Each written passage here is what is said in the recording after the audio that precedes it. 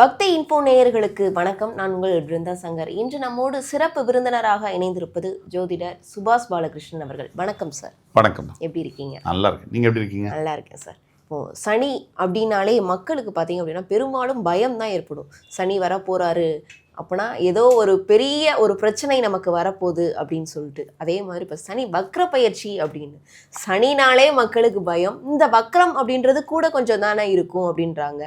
அதோடைய உண்மையான அர்த்தம் என்ன சார்? சனி வக்ர பயிற்சி அப்படின்றது என்ன? சனி வக்ர பயிற்சினா எல்லாரும் வக்ரம் அப்படிங்கிற வார்த்தையை நார்மல் தமிழுடைய வார்த்தைக்கு ஒப்பிடுறாங்க. ஜோதிடத்தில் வக்ரத்துக்கு அர்த்தமே வேற. நார்மலாக வக்ர புத்தி படைச்சவன் அப்படின்னா நேர்மறையான எண்ணங்கள் இல்லை, எதிர்மறையான எண்ணங்கள் படைச்சதை வக்ரம்னு சொல்லுவோம். இங்கே ஜோதிடத்தில் அப்படி அதை பயன்படுத்த முடியாது. வக்ரம் அப்படின்னா இங்கிலீஷில் ரெட்ராகிரேட் அப்படிம்பாங்க. ஆன்டி கிளாக் வைஸ் ஒரு கடிகாரம் இப்படி சுற்றினா நேரடியாக சுற்றுது, பின்னாடி சுற்றினா அதுதான் வக்ரம்னு சொல்கிறோம். ஒரு சக்கரை முன்னோக்கி சுற்றினால் அது நேர்கதி, பின்னோக்கி சுற்றினால் ரிவர்ஸ் வந்தால் அது வக்ரம்னு சொல்கிறோம். அப்படி தான் அந்த சனியும் சில கிரகங்களும் கூட அப்பப்போ வக்ரம் அடைவார்கள். சூரியன் இருக்கிற இடத்துலேருந்து 5, 6ஆம் இடத்திற்கு தொலைவில் இருக்கக்கூடிய எல்லா கிரகங்களும் வக்ரம் அடைவாங்க. அந்த புல் புஷ் அப்படிங்கிற கிராவிடேஷனல் இதை வச்சு ஆர்பிட் சிஸ்டமில் இந்த மாற்றங்கள் நிகழ்ந்தே இருக்கும். ஒரு வளையத்தில் சுற்றுறாங்க, திடீர்னு பார்த்தீங்கன்னா இப்படி நேர்கதியில் சுற்ற வேண்டியது இப்படி சுற்றுவாங்க, மாற்றி சுற்றுவாங்க. அதுதான் ரெட்ராகிரேட்னு சொல்லுவாங்க. சனி வக்ரகதி அடைந்தால் என்ன? சனி என்பவர் முழுமையான பாவ கிரகம். அவர் வக்ரமடையும் போது தன்னுடைய மொத்த பாவத்துவத்தை இழப்பார், மிகப்பெரிய சுபத்துவத்தை பெறுவார். சனி கொடுப்பார், எவர் தடுப்பார்னு சொல்கிறோம். இந்த சனி கொடுக்கக்கூடிய விஷயங்கள் மனிதனுடைய மரணம் வரை இருக்கும், அவர் கூடவே இருக்கும், அது விலகாது. அவர் கொடுக்கக்கூடிய அனுபவம், அவர் கொடுக்கக்கூடிய காயங்கள், அவர் கொடுக்கக்கூடிய பணம், சொத்து எல்லாமே. அந்த சனி வக்ரகாத காலகட்டத்தில் இந்த ரொம்ப முக்கியமாக பார்க்க வேண்டியது, என்டையர் ஜோடியாக் சிஸ்டத்துக்குமே இந்த வக்ர பயிற்சி அவ்வளோ நல்லது. காலபுருஷ தத்துவப்படி 12ஆம் வீட்டில் நடக்கக்கூடிய இந்த வக்ர பயிற்சி மொத்தம் 12 ராசிக்கும் இந்த உலகத்துக்குமே போர் நிறுத்தங்களை ஏற்படுத்தும், பல அமைதிகளை கொண்டு வரும், பொருளாதார நிலைகள் முன்னேறும், பல நல்ல விஷயங்கள் நடக்கும்.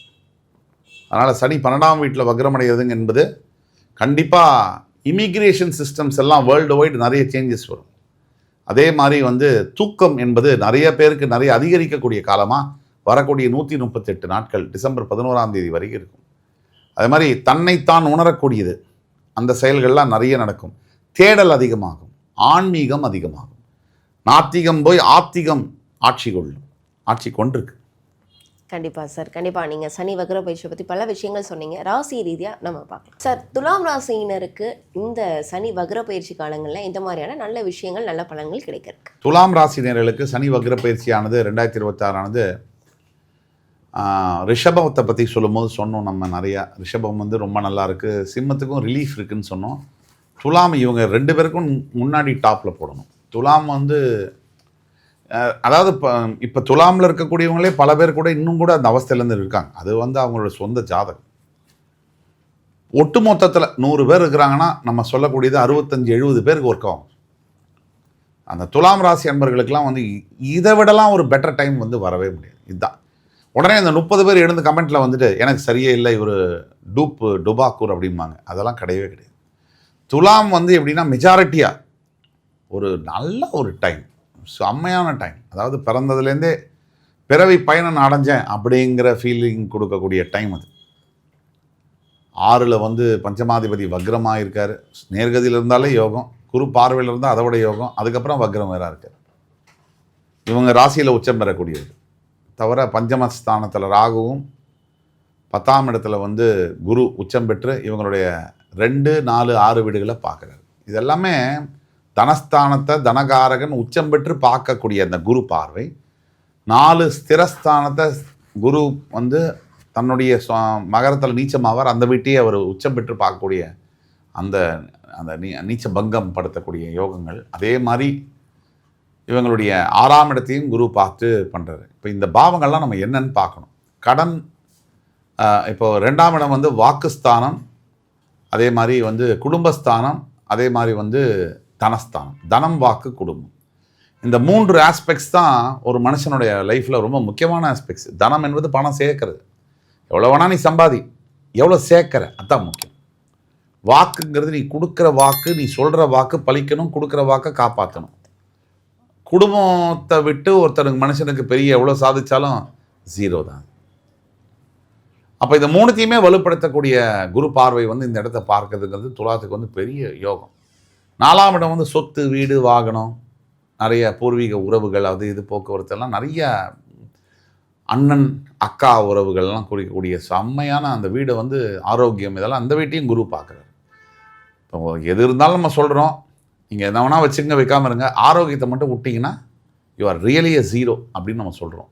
அந்த ஆரோக்கிய ஸ்தானத்தை குரு பார்த்து வலுப்படுத்துறாரு உச்சகுரு.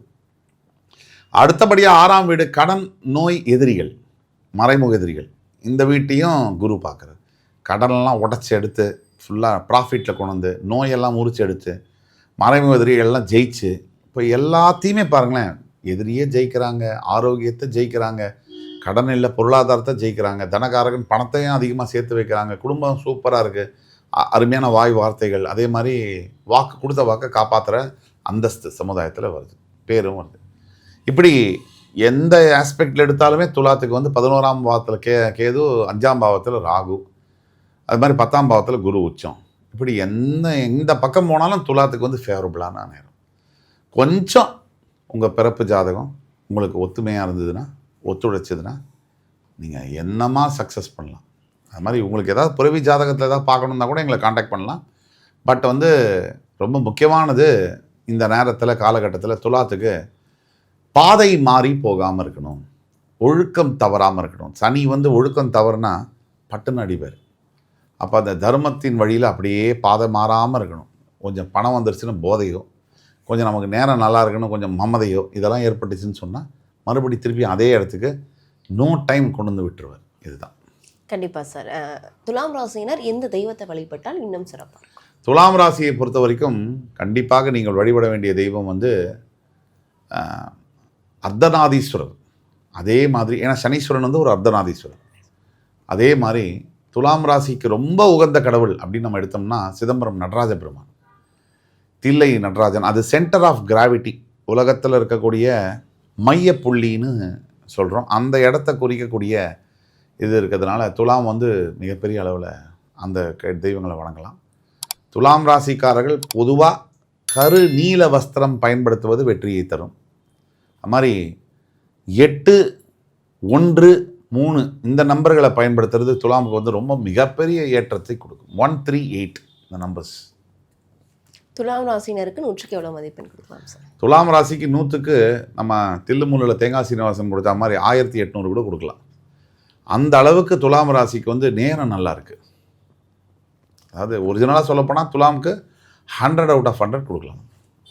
கண்டிப்பாக இந்த சனி வக்ர பயிற்சி காலங்களில் பல்வேறு விஷயங்கள் வந்து மக்களுக்கு தேவையான பல்வேறு விஷயங்கள் சொன்னீங்க சார். கண்டிப்பாக இந்த சனி வக்ர பயிற்சி காலங்கள் மக்களுக்கு உங்களுடைய பதிவு வந்து ரொம்பவே யூஸ்ஃபுல்லாக இருக்கும். இதே மாதிரி வேறொரு பதிவுடன் இன்னொரு நாள் உங்களை சந்திக்கலாம். நன்றி. நன்றிம்மா.